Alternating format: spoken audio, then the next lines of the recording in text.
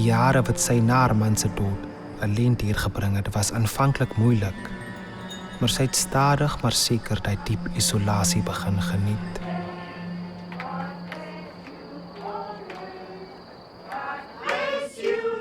Eens het sy haar familie verwyd.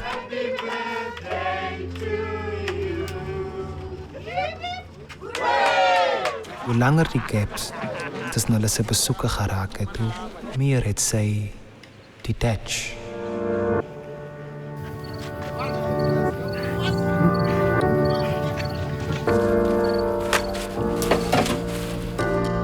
Weet hulle lewens is in haar hande. Sy besluit wie lewe, wie sterf, wie word geslag na geslag om eventually op haar bord op te eindig. Hoe kan mama goed nog geld verwag van die army van papi wat in die Tweede Wêreldoorlog gedinge sit? Dit gaan oor meer as net geld. Dit gaan oor die herstel van die eer van die wat alles gegee het.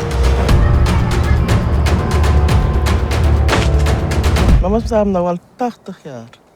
Mama hoeft meer so te sukkel, man.